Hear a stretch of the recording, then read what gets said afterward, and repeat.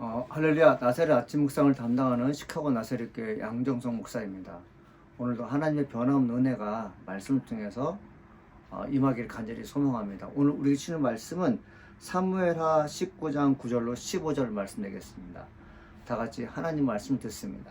이스라엘 모든 지파 백성들이 변론하여 이르되, 왕이 우리를 원수의 손에서 구원하여 내셨고 또 우리를 블레셋 사람들의 손에서 구원하셨으나 이제 압살롬을 피하여 그 땅에서 나가셨고 우리가 기름을 부어 우리를 다스리게 한 압살롬은 싸움에서 죽었거늘 이제 너희가 어찌하여 왕을 도로 모셔올 일에 잠잠하고 있느냐. 다윗 왕이 사독과 아비아달 두 제사장에게 소식을 전하여 이르되, 너희는 유다 장로들에게 말하여 이르기를, 왕의 말씀이 온 이스라엘이 왕을 왕궁으로 도로 모셔오자 하는 말이 왕께 들렸거늘 너희는 어찌하여 왕을 궁으로 모시는 일에 나중이 되느냐. 너희는 내 형제여 내 고륙이거늘 너희는 어찌하여 왕을 도로 모셔오는 일에 나중이 되리요 하셨다 하고, 너희는 또 아마사에게 이르기를, 너는 내 고륙이 아니냐. 내가 요압을 이어서 항상 내 앞에서 지휘관이 되지 아니하면 하나님이 내게 벌 위에 벌을 내리시기를 바라노라 하셨다 하라 하여 모든 유다 사람들의 마음을 하나같이 기울게 하매 그들이 왕께 전가를 보내어 이르되, 당신께서는 모든 부하들과 더불어 돌아오소서. 왕이 돌아와 요단에 이르매 유다 족속이 왕을 맞아 요단을 건너가게 하려고 길갈로 오니라. 사무엘하 19장 9절에서 15절 말씀 본문으로 공의로운 판단이 결여된 유아 정책이라는 제목으로 하나님 말씀 함께 나누겠습니다.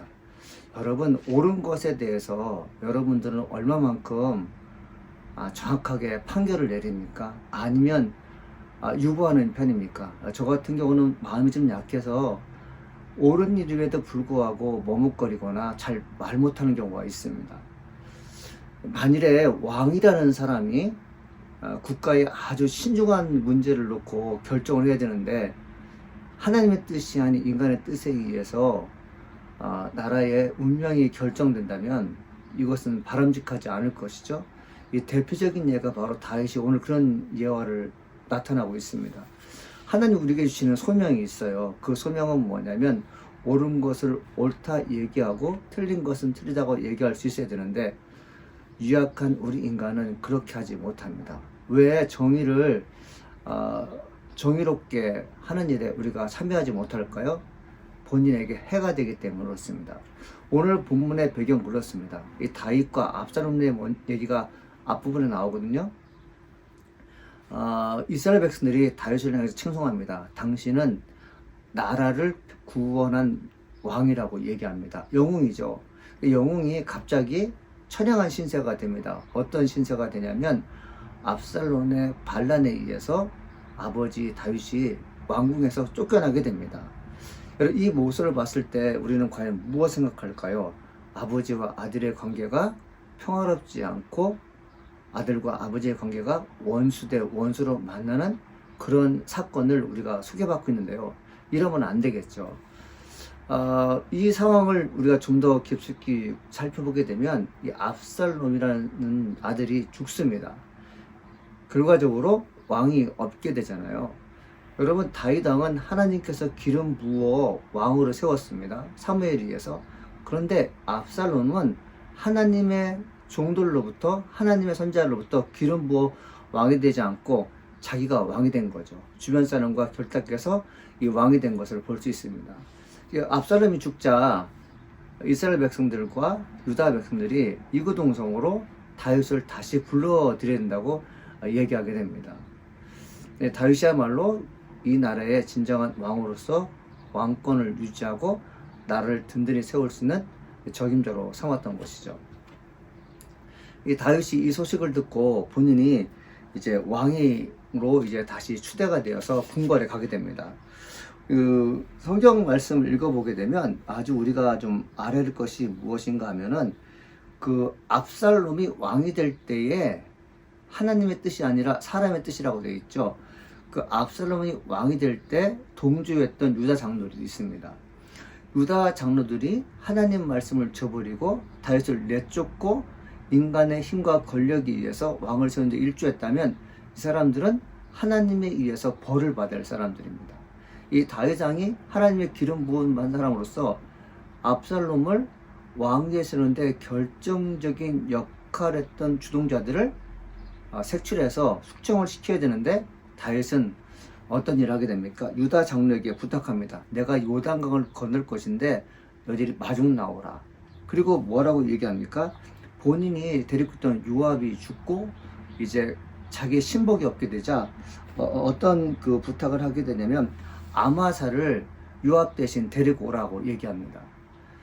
여러분, 이것이 왜 문제가 되냐면 하나님 말씀을 어긋나게 했던 사람들, 주의 말씀에 순종하지 않았던 사람들을 용서해 준다는 것이죠. 어떻게 보면 이게 유아 정책이 되게 좋은 것 같지만 하나님 그걸 원치 않는다는 거죠. 엄격하게 죄에 대해서 정죄하고 심판하는 것을 주님께서 원하시지만 다윗이 나이가 들고 그리고 많은 시간 어려움을 겪었던 탓에 하나님을 전적으로 의지하기보다는 인간이 갖고 있는 연약함을 그대로 사람들에게 폭로하는 것이 아닌가 하는 생각이 듭니다. 여러분 어떻습니까? 적당하게 사는 걸 원하십니까? 엄격하게 사는 걸 원하십니까? 적당하게 산다는 것은 뭐냐면 비열한 거죠. 비열하다는 것은 무엇입니까?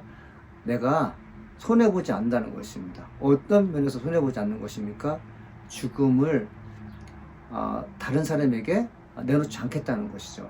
이 다윗이 왕이었어요. 하나님을 섬기는 왕이었기 때문에 그는 이 나라를 위해서 주님의 명령을 온전히 수행하며 하나님 말씀을 반역하는 자들에 대해서 철저하게 죄를 묻고 따져야 되는데 다윗은 이걸 하지 못하게 되는 거죠.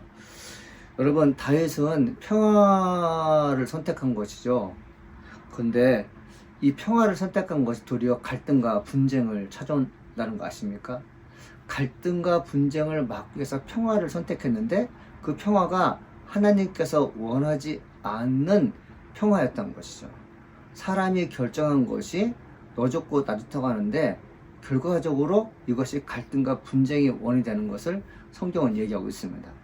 사랑하는 성도 여러분, 우리 믿는 크리스찬들이 공정하다는 것이 무엇인가에 대해서 한번 많은 생각을 해야 됩니다. 옳은 것에서 옳다 얘기하고 틀린 것에 틀리다고 얘기할 수 있는 그런 결단력이 아마 오늘날 크리스찬들에게 필요하지 않은가 생각해 봅니다.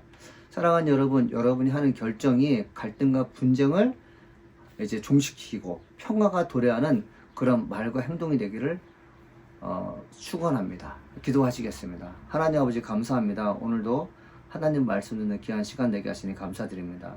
여호와의 말씀을 듣는 저희가 되게 하시고 하나님께서 원하시는 공의와 정의에 대해서 하나님 표현하고 그리고 행동을 옮길 수 있는 귀한 저희가 되게 도와주시옵소서. 예수님의 이름으로 기도합니다. 아멘.